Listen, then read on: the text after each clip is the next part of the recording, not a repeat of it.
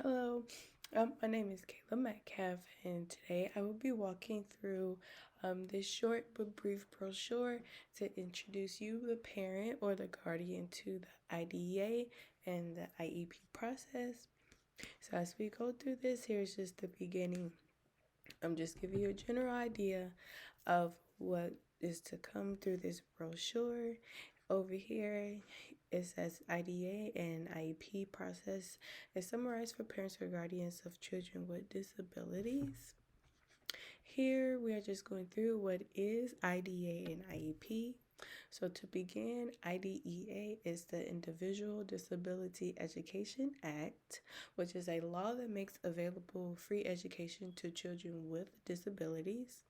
And the Individualized Education Program lays out special education instruction, supports, and services to what students need to thrive in schools.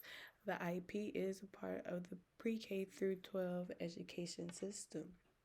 All right. Another important thing to know about your IEPs is that it is given to eligible kids 3 and up who attend public schools as well as charter schools. However, in order to be eligible for an IEP, a student has to have one or more of the three conditions, which include autism, deaf and blindness, deafness, emotional disturbance, hearing impairment, speech or language impairments, visual impairment, intellectual disabilities, multiple disabilities, ADHD, specific learning disability, and the list can continue. And so as we continue to go through this, we see here highlighted will be 12 key components of the IDA. And again, specifically, this is for students with disabilities. And here we see that will be highlighted in the next sections, the 12 key components of the IDEA and the components of an IEP and the IEP process. So as we can see in this following page, highlighted are the 12 steps here, as well as here, which is the 12th step here, the IEP components, as well as for your own leisure, I have bolded specific key points to keep in mind when you're looking at these 12 steps, which is the FAPE, which is the free appropriate public education. You have your referral process, you have your least restrictive environment, you have evaluation process, I'm so sorry, eligibility determination, so sorry, parent and student involvement, which is very important. Okay, so your parent and student involvement states that parents are indeed equal members of the IEP team, and the law requires parents to be present for the meetings. And then for the students, if you are under 15, students are only present for IEP meetings for what is appropriate for them. However, when students are 15 and older, they are expected to be present in IEP meetings as these are meetings for them. These are meetings to meet their needs, and so students' involvement, student presence is very highly encouraged, as well as parent involvement as well. One thing to note as well about your IEPs, just to scroll back up here, is that private schools, however, do not offer IEPs, but students in private schools may be able to get special education through a service plan or an individual service plan.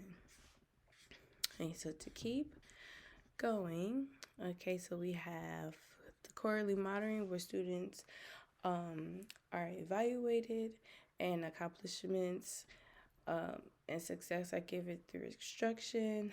We have the annual review where IEPs are reviewed annually just to ensure that general education teachers as well as special education teachers are keeping up to date with student progress and making sure that there are any changes that needs to be made, that those changes are done.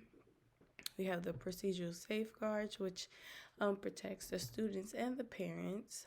And then we have the prior written notice, which is basically a written notice saying that any changes made to the student's IEP that the parent will be notified.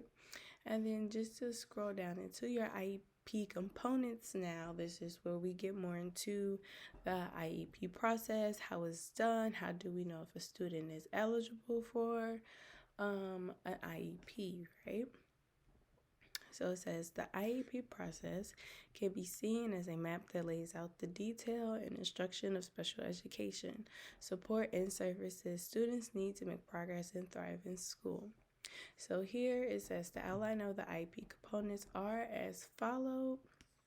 So it says the student's current educational status, we have measurable goals, a description of how the child program or annual goals will be measured, a statement of the special education related services, we have explanation of time in class, the start date of services, transition services, as well as instructional placement. All right, so basically what these components are explaining is that in order to set in motion the IEP process, a parent, a teacher, or a school professional may ask that a child be evaluated to assess for a disability, right? So this is what we are testing for. We're testing to see if a child has a certain disability, to see if a child will be eligible for IEP. All right, so then the child will be evaluated in all areas where the results will be used to decide the child's eligibility for special education and related services. So next then, we have qualified professionals as well as the parents who again play a very important and vital role in the child's IEP process as well. To review the child's evaluation results, and then is to decide if the child is with a disability. If found that a child is with a disability, as defined by the IDEA, again, that's when I listed those disabilities such as autism, ADHD, deafness, and blindness. The students will be eligible for special education and related services. And then within 30 days after the child is determined eligible, the IEP team must write an IEP for the child. The meeting is scheduled, and then the meeting will be held with the IEP team as well as that student and the parent. And then the services are provided. And then after services are provided, then we monitor and we track the student's progress to have measured reports for parents, general education teachers, as well as the special education team. Okay, and with this is in general, in a nutshell, the IEP components and the IEDA process.